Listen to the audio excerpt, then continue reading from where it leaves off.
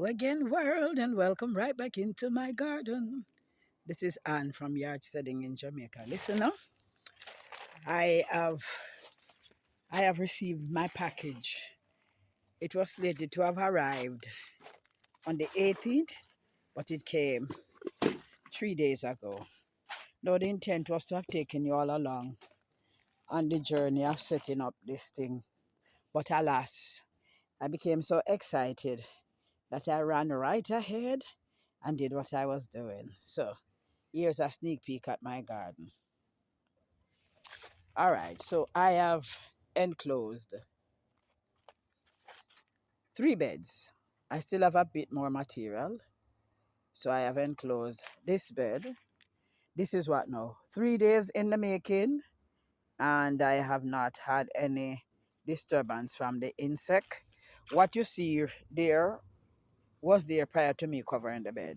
So this is 3 days in the making. No insect pest pressure. The insect being the mongoose right here. None. They have not gone into this bed either. And mosquito. And I changed the covering over my cabbage bed. So there's my cabbage bed. You can now see plainly what's going on in there. And I'm telling you, in the 3 days that I have removed the darker stuff from over there, I have seen such great improvement. Yes, man. So, yeah, this has made quite an impact, I must say. Um, it is more aesthetically pleasing as well. So, uh, this bed, I would love to cover. I genuinely would love to cover this bed.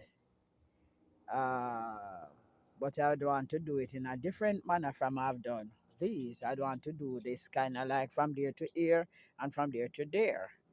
Yeah, kind of that. So I'd have more like a X-shaped thing over this, and then I'd put the mesh over it from that angle because this is more square. Yeah.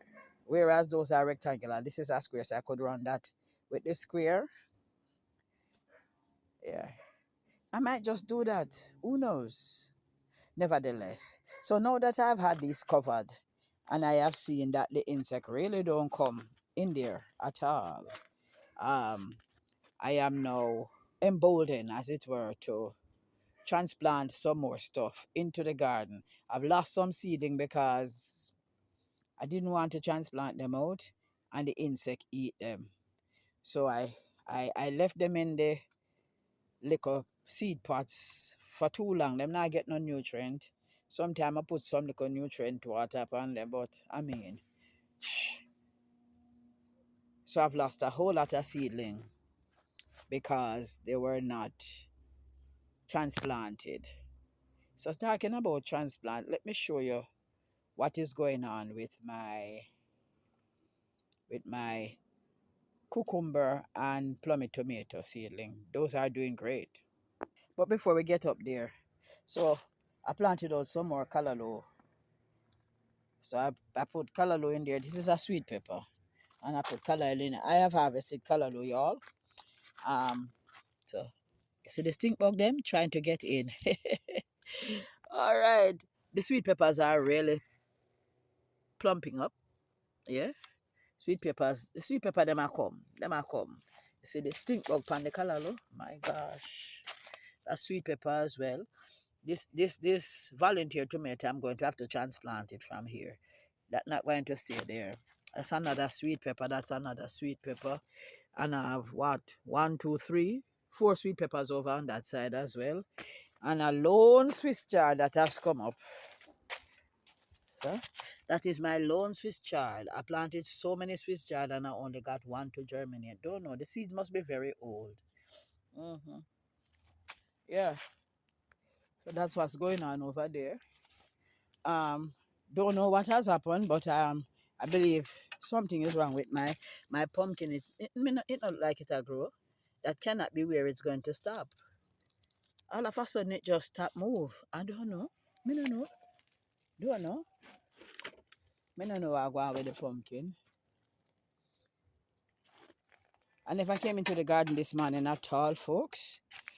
It rained last night, so whoo, you see me cucumber sizing up down there. All right, and there's another little baby one right there. Mm, yeah. And finally, I'm not speaking too loudly.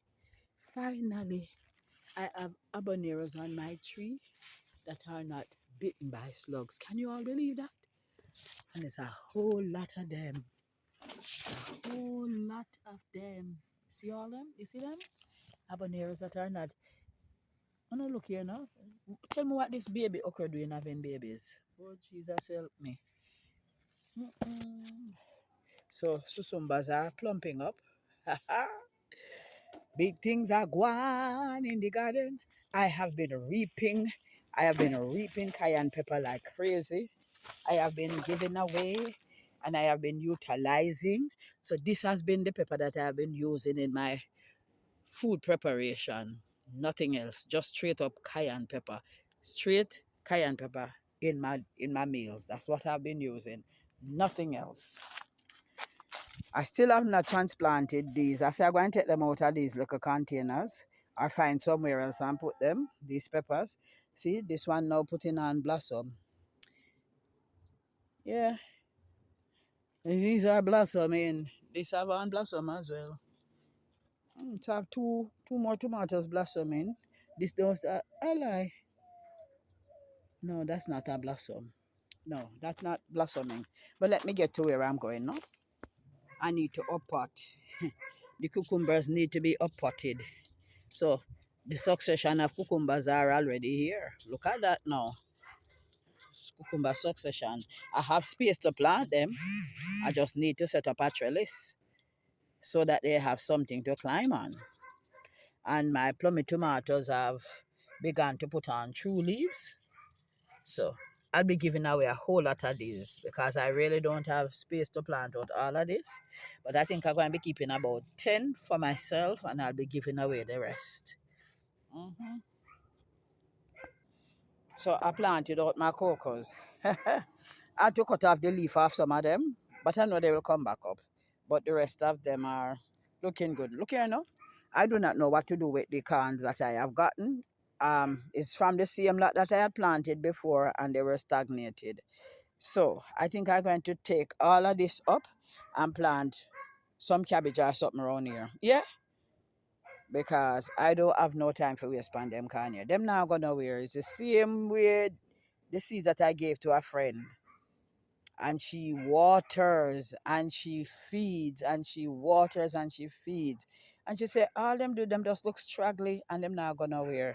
Why may I tell you? I have not had good corn seed in about 6 years. That's how long I've not found any good corn seed. I need to figure out where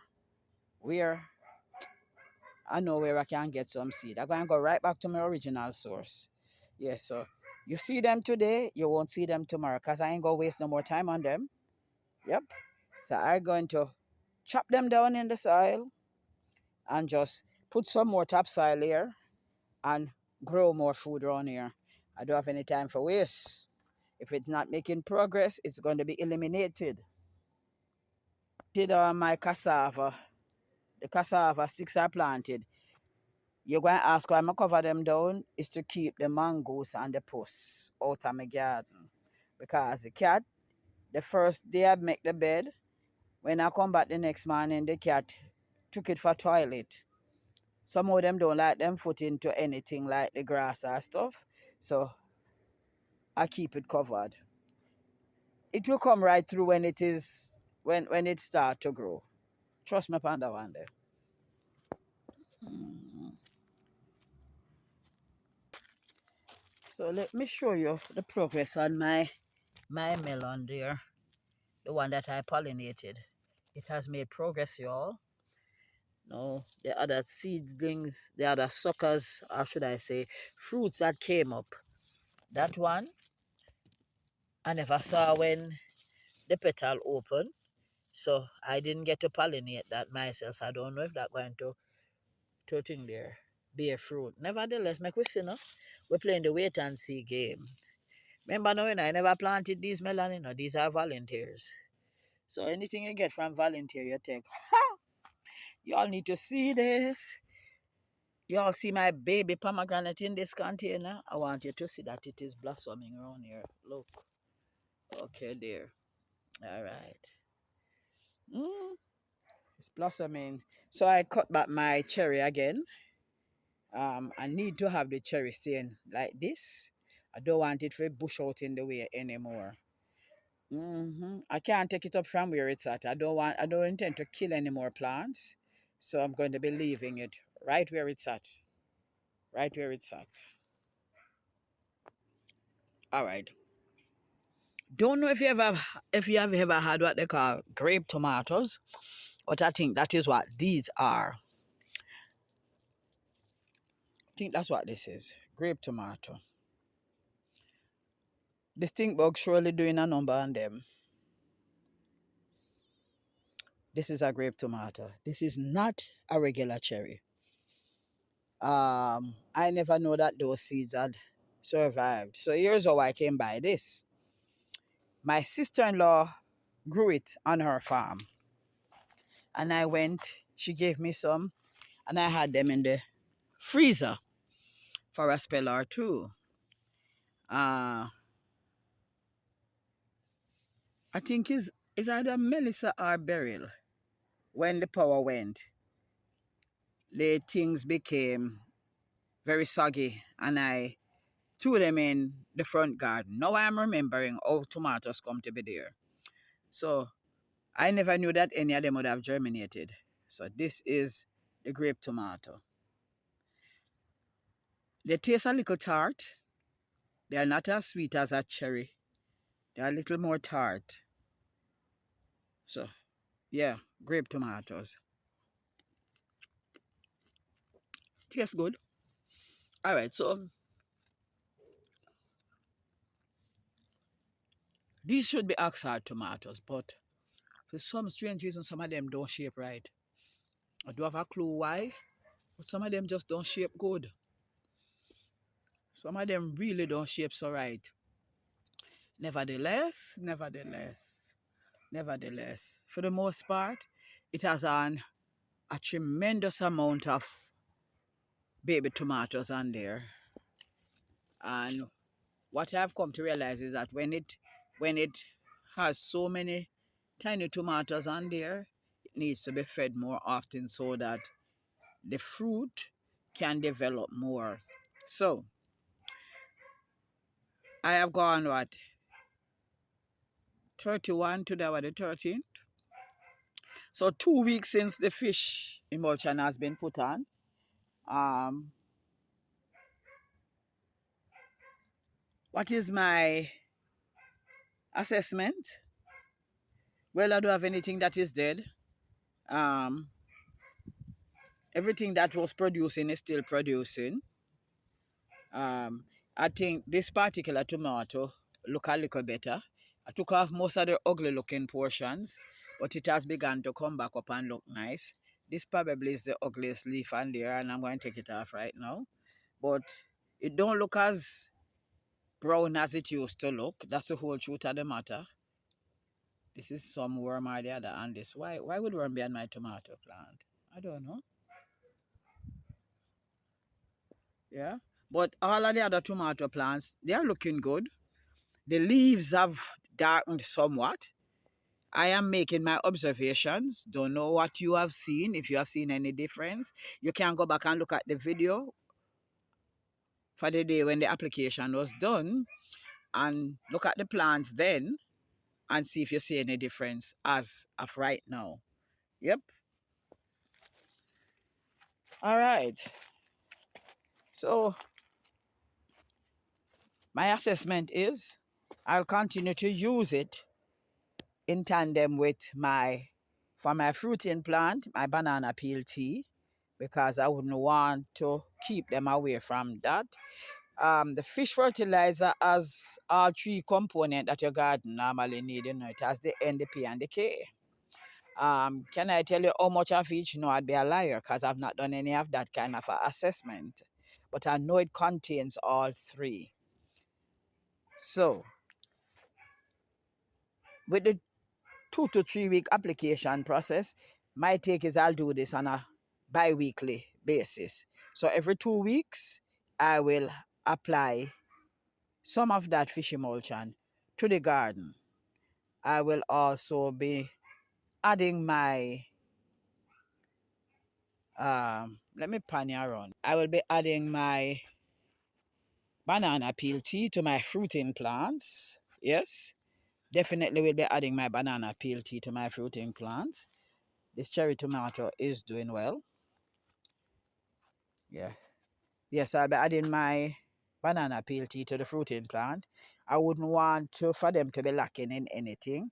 So that which is needed to ensure that the fruits are formed properly, yes, I will apply. Definitely will apply. But overall, like I said, the good thing is I have not had any mangoose disturbance in any of these beds since I have covered. Yay! Yes, man. I am totally, totally grateful for that. Super, super happy. And phase 3 of the garden expansion is coming shortly. I'm going to show you the site. Here, let me turn you around again. Here we are at the site for phase 3 of the garden expansion. So this area is what, 6 feet wide and it's 16 feet long. Oh, I know, because I had a chicken coop right here that was 16 feet wide by 6 feet, 16 feet long by 6 feet wide. So in that space, I am now going to be taking up the rest of concrete that has not broken up on its own. So I'm going to break them up, lift them out, and I'm going to be growing in this space. Yeah? What am I going to be growing here? All right, so you see much tomatoes so come and for plant out? I'm going to be dumping some chicken manure. I have chicken manure already. I'm going to add chicken manure, some sand, some leaves. I'm trying to get me some soil, y'all, and that is what is holding up the process, along with the fact that I tried burning this bit and it wouldn't burn because I think it was too green. Yeah. So, and I was going to go and burn it again. Try again to burn it rather. But there was so much wind, and my intent is really not to catch any fires around here. So. So I'll be putting some stuff in this 16 feet section. I already have a walkway here. Yeah. So I could do it in 2 ways. I could make 3 feet wide by 6 feet bed, 3 feet by 6 feet bed, and leave walkway in between. So between each 3 feet by 6 feet, I leave like a 10-inch walkway. So I would get about 4 beds in here. I could make the bed them look narrower because 24-inch wide is good enough. I can plant 2 rows because most things need a 12-inch square to grow in. I still work in the square foot garden principle. So if I make the beds 24 by 6, 24-inch, 2 feet by 6, and leave a 10-inch to 1 foot row in between, I can get 6 beds, 5 beds. Yeah, 5 beds in here. 4 beds, 5 bed. 10. No, I can't get more. 1, 2, 3. Yeah. Me work out the maths because right now my maths said nah maths. Yeah. So I can do that and have space in between for walking. So I can actually service the beds. Yeah. Hmm. Yeah. And for this part, I won't go with any side walls for the bed. The beds will just have the end walls. And the 2 end bed will have both end wall and one side wall. Yes. Yeah. So that's gonna be it. I think I'm gonna make this bed a little higher than the norm. Yeah. I kind of Ugle culture style. I have a whole heap of wooden stuff I can use to fill the bottom and build it up 2 feet, 2 feet, 2 feet, 2.5 feet. Dig down some. Yeah, that's kind of what I want to do. I really want to go back to the Ugo culture. Um, I had a couple of Ugo culture beds in. I could talk a little bit. So I had a couple of ugu culture beds in my garden at one stage of my growing. So this is where I dug down into the earth. I dug down about 2 feet. I never went 3. I went 2 feet. Um, Filled in that 2 feet cavity with wooden pieces, grass clippings, leaves, soil. So I still did the kind of lasagna looking thing where you have layers. So after the wooden portions, you would add some leaves and grass, and then you put some soil on top of there, and you put more wood, leaf, grass, soil. Yes, and those beds were about 2.5, 3 feet high at the top. So in those beds, I grew tomatoes and you name it was growing on those beds. For the first planting season, the things never do so well. But I'm telling you, with season 2, season 3, yo, remember, garden bad. I mean, not that bad in a bad way, I that bad in a good way. The production was astronomical. I grew some pak choys. The only person I see grow pak choy big like the ones I grew is Marie, farming on the rocks. Those pak choys were some humongous things, man. The carrots were grown. I had crooked carrots because this is what I had done. I had actually planted the carrot seeds in cells and then transplanted them. I I was not aware then that it is better to plant carrots directly into where you want them to grow. I did just believe everything can plant in a cell and just transplant. So I sow my carrot seeds in cells and transplanted my carrot seeds into my ugu culture bed. I had carrots, but they were all crooked. Let me tell you, so them crooked, I never have a straight carrot. Big crooked carrot, according to Melissa. Big crooked carrot. Yes, man. Nevertheless, I think I want to do some ugu culture. Um, I am ever the experimental gardener. Why I want to go back to Ugu culture, I want to do a comparison between the regular raised beds now against my quote unquote Ugu culture mound. But all you hear me there with my big talk about make Ugu culture bed, it is dependent on whether or not, my body going to say, dig because I gonna have to plow up the wall.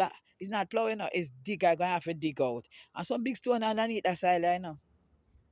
Me I tell you, because I dug out the footing for putting the concrete base for the chicken coop that was here. There are some rocks under here. So I might jolly well just run regular bed here and leave my dream of going back to Ugu culture right where it says a dream. Nevertheless, folks, until we meet up again right here in the garden, this is Anne saying thank you for making it yard studying in Jamaica. To all my subscribers, old and new, thank you for staying the course. Have a blessed evening. Jagaid.